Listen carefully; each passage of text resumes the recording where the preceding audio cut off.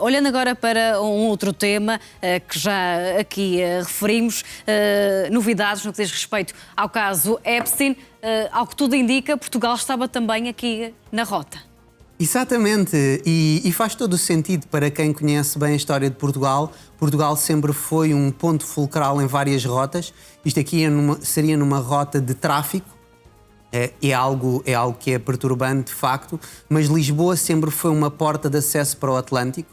Eu gosto sempre de recordar que durante a Segunda Guerra Mundial muitos barcos partiam de Lisboa para a América. Por exemplo, muitos judeus que foram perseguidos, eles chegavam até Portugal e conseguiam escapar da Europa continental por esta via de Lisboa, não é? Muitos barcos iam para o Brasil, para a América, para o Canadá e muito mais. Aqui neste caso sabemos que aparentemente Epstein pensou em viver para Portugal. Aí nesse ponto não podemos criticar, porque Portugal é de facto um país fantástico. Tem uma gastronomia fantástica, um clima nestas últimas semanas que tem sido terrível, mas normalmente é um clima bastante ameno.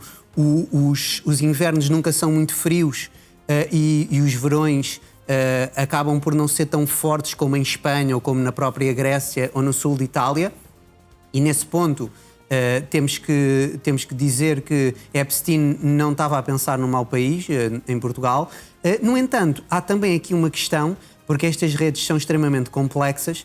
Provavelmente aquilo que existia nesta rede de Epstein era tráfico de mulheres, não é? Aquela expressão francesa, traite des blanches, a trata das brancas, que é algo que tem séculos e séculos. Depois, aquilo que poderia também haver são redes de prostituição ao mais alto nível. Nós sabemos que estas elites consomem esse tipo de produtos, digamos assim, e sabemos também que há mulheres que participam nesse tipo de realidade de boa vontade, ou seja, não são forçadas. Epstein, muito provavelmente, tinha uma rede de tráfico e aí as mulheres seriam usadas, mas também é possível que ele tivesse uma rede de prostituição de luxo. Aliás, para fazer a diferenciação, historicamente a prostituição de luxo, quer dizer, uma mulher que a pratica é dita uma cortesã. Ou seja, uma cortesã não é a mesma coisa do que uma prostituta. Hoje em dia usa-se muito a palavra inglesa também de escort. Não é a mesma coisa e, de facto, há mulheres que fazem esta função escolhendo através da sua liberdade individual, não é? Numa sociedade liberal de a exercer. Nós não julgamos, cada um segue o trabalho que quer. Agora, é também importante fazer a distinção. Uma coisa é alguém trabalhar profissionalmente como cortesã. Outra coisa é tráfico. Provavelmente Epstein, com toda a sua rede, e redes, se calhar, utilizando aqui no plural, nós tínhamos essa dupla realidade. Vemos agora aqui também exatamente Epstein. Em alguma medida víamos ali, creio que era Bill Gates também, há pouco, e nós sabemos que isto são redes poderosíssimas. Quer dizer, e depois aqui existe também esta utilização de eufemismos, não é? Nós ouvimos muito bem, estas senhoras são contratadas para fazer massagens. Isto, como é óbvio, costuma ser um linguarejo utilizado na poda para realizar um eufemismo. Na realidade, elas costumam fazer muito mais do que massagens. No entanto, temos que ter em conta que há uma realidade aqui. Já há várias investigações em vários países. Nós sabemos que a Noruega está na linha da frente, de facto, para tentar descobrir mais sobre aquilo que se passou.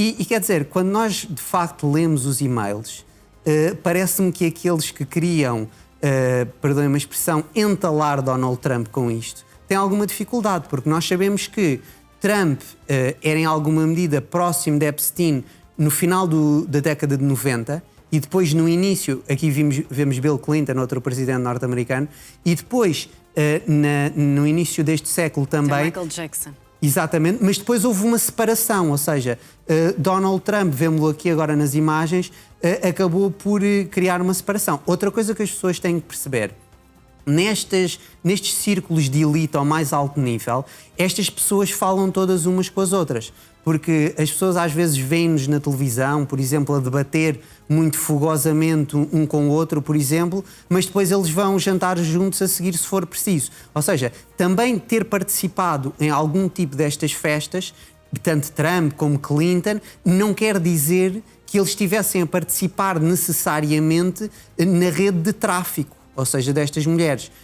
Aqui é preciso também termos sempre um distanciamento crítico e perceber que é possível que eles tenham participado, lá está Bill Gates outra vez, que eles tenham participado ou não. E depois aqui também há a realidade, bem, que é uma realidade que é incómoda para alguns, não é? Que eu já verifiquei e já mencionei anteriormente, que é a questão das cortesãs. Como nós sabemos, existem mulheres que, em vez de perseguirem uma carreira, talvez noutras áreas mais custosa e com mais trabalho, acabam por enverdar por esta vida, não é? E pronto, é uma realidade que, quando é uma escolha da mulher, numa sociedade liberal não se costuma condenar. Eu, em alguma medida, acho que o Estado deve zelar pelo bem comum e, por isso mesmo, o Estado deve também proteger os mais vulneráveis. E muitas destas mulheres, que às vezes não são necessariamente traficadas, mas são, utilizamos aqui a palavra, endrominadas para entrar nestes circuitos e depois não conseguem sair. Nós temos, por exemplo, uma mulher russa que já relatou, eles criam de facto, eles vão a estas aldeias russas, não é? Pois as mulheres russas são muito cotadas no nível estético, no fim da Rússia perdida, e dizem-lhes, não, tu vens, vais fazer de modelo, a tua família vai ficar rica, etc. Depois, em alguma medida, às vezes acontece. Ou seja, a trocas de favores sexuais e algo do género, elas acabam por ter uma carreira de modelo extremamente importante, mas depois há esse quid pro quo, não há essa troca, e em alguma medida nós estamos aqui numa situação complexa, que eu acho que é deplorável e de facto é preciso que as elites, não só na América, como também aqui na Europa, tenham um bom senso maior, diria eu,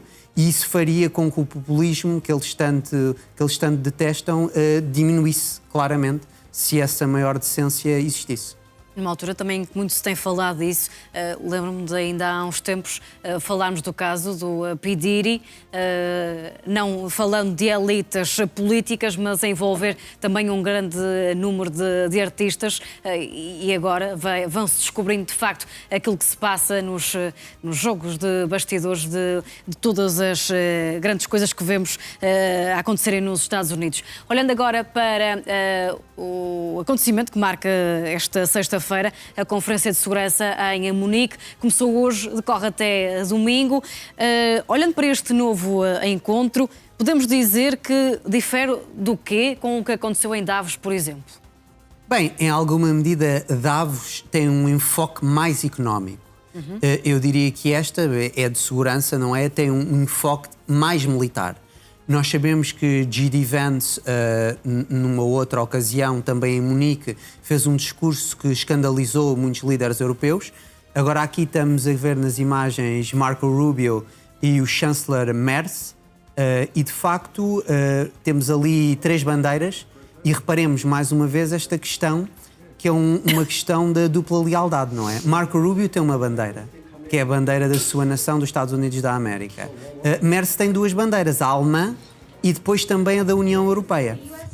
De facto, este tipo de conversações são importantes.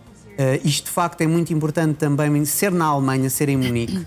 Nós temos que nos recordar sempre que Munique é a capital da Baviera. E a Baviera, em alguma medida, esteve ocupada pelos aliados ocidentais, não é?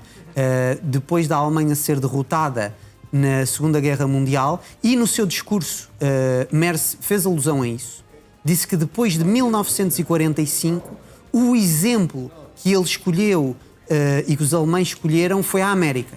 Isto aqui é um bocado escandalizador para aqueles que podem escutá-lo, porque a Alemanha, em alguma medida, é uma antítese americana. Também aqui recordar que os laços entre estas 2 nações são enormes. Eu lembro-me, por exemplo, do maior economista, provavelmente da história da humanidade, Friedrich List. Ele era nacional alemão e norte-americano, não é? Do século XIX. Nós sabemos também que no século XIX muitos imigrantes do espaço do Reich, não é? Da Alemanha Central, acabaram por emigrar para os Estados Unidos da América. Ou seja, a transição da América para uma grande potência tem muito a ver com esta imigração que existiu no século XIX da Alemanha para os Estados Unidos da América. E depois, claro, Merz faz esta alusão à realidade pós-45, em que a Alemanha tem como modelo os Estados Unidos da América. Agora, aqui, este tipo de comparações pode ter algum interesse. Por exemplo, nós poderíamos dizer que tanto a América como a Alemanha são Estados federais. Por exemplo, Munique é a capital da Baviera. A Baviera é um Estado federado do Estado alemão, tal como, por exemplo, a Califórnia é um Estado federado do Estado norte-americano. E aqui, de facto, vemos os 3 líderes europeus. E é interessante porque isto é um tweet da conta do chanceler alemão, e ele, no seu discurso, ele diz que quer integrar a Itália e a Polónia também, não é?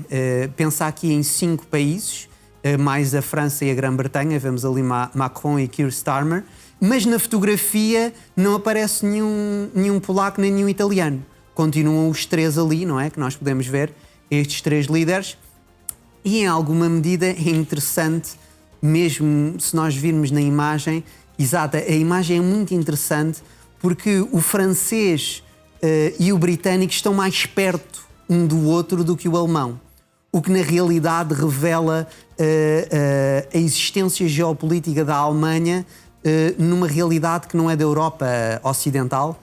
Isto aqui é algo que às vezes choca as pessoas, é sempre importante relembrá-lo. A Alemanha não faz parte da Europa Ocidental, a Alemanha faz parte da Mitteleuropa, não é? Da Europa Central, como eles próprios dizem. A França e o Reino Unido não. Fazem parte da Europa Atlântica, que em grande medida é uma Europa diferente. E nós também não nos podemos esquecer que, em alguma medida, Keir Starmer, e eu não sei se nós temos esse vídeo, mas é um vídeo bastante interessante, Keir Starmer, de facto, junta-se a Merz e Macron, exatamente a este vídeo. E aqui não é preciso meter o som que eu... Exatamente. Há aqui uma piada de Merz que ele diz ao Starmer: não te importas com a bandeira europeia, pois não? Aqui relembrar-nos sempre que aquela bandeira não é a bandeira europeia. Aquela bandeira é a bandeira da União Europeia. Ora, a União Europeia e a Europa são 2 coisas distintas. O Reino Unido já fez parte da União Europeia, já não faz, mas continua a fazer parte da Europa. Ou seja, o Reino Unido fará sempre parte da Europa porque geograficamente está na Europa. E na realidade isto relembra-nos uma crua noção, que é a noção do Brexit. Porque nós sabemos que muitos no Labour, na Grã-Bretanha, querem reverter o Brexit. Eles não dizem isto claramente, mas é aquilo que eles querem fazer. Querem voltar a integrar o Reino Unido na União Europeia.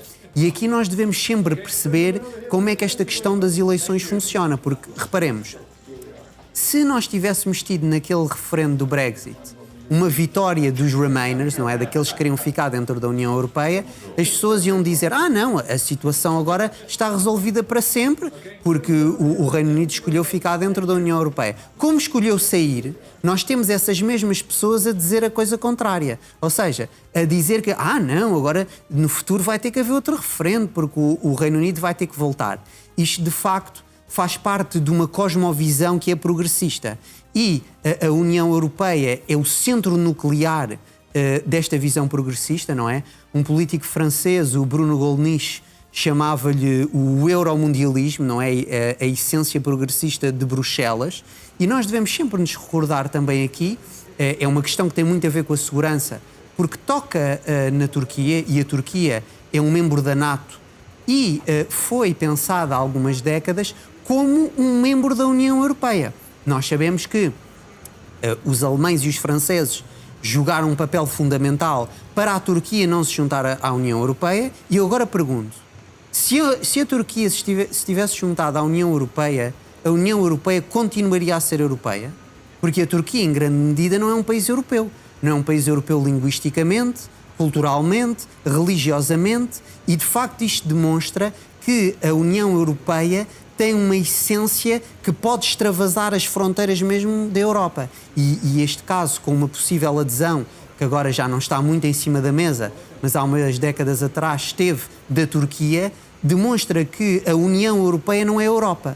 porque a União Europeia poderia ter integrado a Turquia. Ora, a Europa nunca poderia integrar a Turquia. Relembremos-nos sempre, a Turquia esteve 2 vezes, uma no século XVI e outra no século XVII, às portas da Europa, às portas de Viena, em dois cercos perigosíssimos, para vir destruir a Europa. E agora pergunto, que europeístas são estes que querem meter ou quiseram meter no passado a Turquia dentro da União Europeia como um cavalo de Troia para destruir a Europa por dentro? Aliás, os europeístas de facto devem se concentrar nas questões de segurança, mas não devem descurar a história do continente e não devem abandonar a ideia que a segurança do continente tem que ser defendida a partir de uma medida europeia. E aqui, quer eles gostem, quer não, a Rússia é muito mais europeia do que a Turquia alguma vez será. Pegando agora na Rússia, já sabemos que há negociações já na próxima semana. Entretanto, Zelensky veio hoje dizer que prefere não chegar a acordo com a Rússia do que pressionar os ucranianos a aceitar um mau entendimento. Bem, eu aqui não sei se Zelensky não está já mais a defender a sua pele do que outra coisa.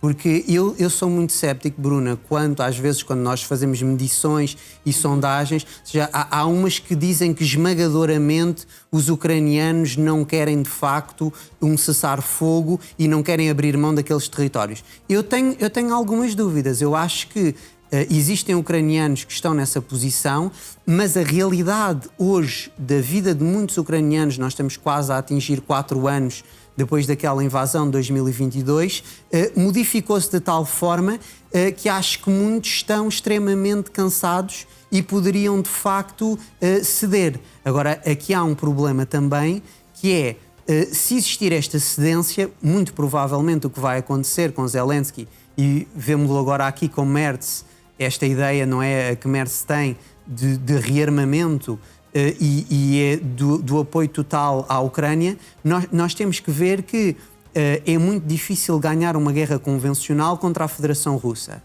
E é extremamente difícil fazê-lo se for uma guerra nuclear, que provavelmente se transformará na Terceira Guerra Mundial. Por isso mesmo, temos que ser cautos, tendo em conta a questão russa. Merz, em alguma medida, diz que quer rearmar, e foram as palavras dele, à Alemanha, e quer meter a Alemanha como a primeira potência militar do continente mais uma vez. Ora, nós sabemos que quando a Alemanha foi a primeira potência militar do continente europeu, ela só conseguiu ser parada em Stalingrado, não é? Aquele grande cerco em que na Rádio Nacional Socialista os alemães disseram que Stalingrado tinha caído, mas Stalingrado não caiu, Bruna.